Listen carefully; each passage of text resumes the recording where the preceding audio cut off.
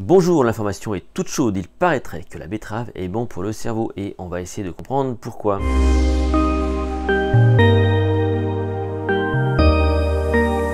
Moi j'adore ce genre d'informations.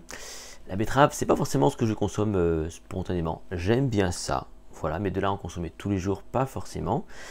J'étais il n'y a pas très longtemps en Pologne et figurez-vous qu'en Pologne, eh bien, la betterave là-bas, ils sont fans. Ils ont même une soupe, une spécialité qui est la soupe de betterave qui se consomme très très souvent. C'est un plat assez typique.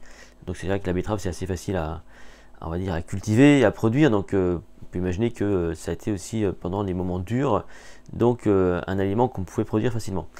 Donc en Pologne, c'est vrai, il y a cette soupe de betterave et moi j'ai des très bons amis polonais et très honnêtement, je trouve qu'ils sont plutôt intelligents. C'est des gens qui sont très malins, plutôt intelligents. Et là, je me dis, mais est-ce que ce serait grâce à la betterave et qu'est-ce qui expliquerait justement le rôle de la betterave dans cette intelligence?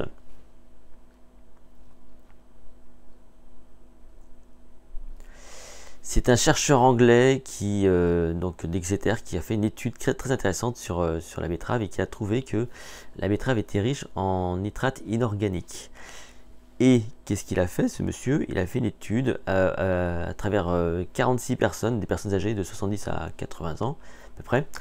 Et qu'est-ce qu'il leur a demandé? Il leur a demandé tout simplement de consommer du jus de betterave pendant 20 jours. Sauf que les 10 premiers jours, c'était vraiment du jus de betterave.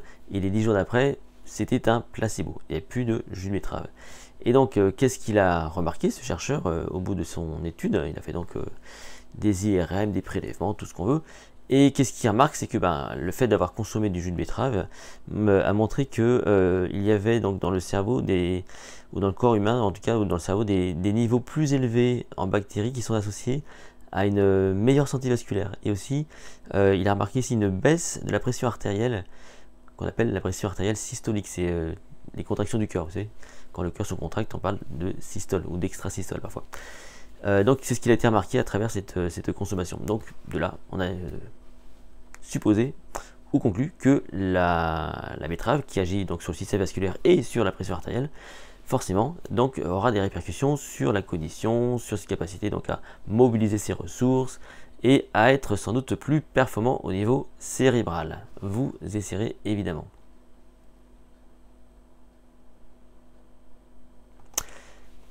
Buvez du jus de betterave si vous avez envie, ou mangez des betteraves, qu'importe. Sachez qu'on trouve ce genre de substances, ces fameuses bactéries, pas seulement dans la betterave, on les a également trouvées dans la laitue, dans les épinards, dans le céleri également, et que ces aliments-là, donc consommés, on va dire de façon régulière, protégeraient contre le déclin et le vieillissement cognitif. C'est du bon sens, encore une fois, ça revient à ce qu'on sait depuis longtemps, c'est qu'il faut manger des choses saines, voilà. Donc les légumes, les fruits. Voilà, je suis sûr que si on creuse un peu tout ça, on en trouvera d'autres. Si cette vidéo vous a plu, n'hésitez pas à la liker, à la partager. Vous pouvez vous abonner à cette chaîne YouTube et me retrouver sur mon site https://lessecrets.com, les-secrets.com. On se retrouve très bientôt dans une prochaine vidéo.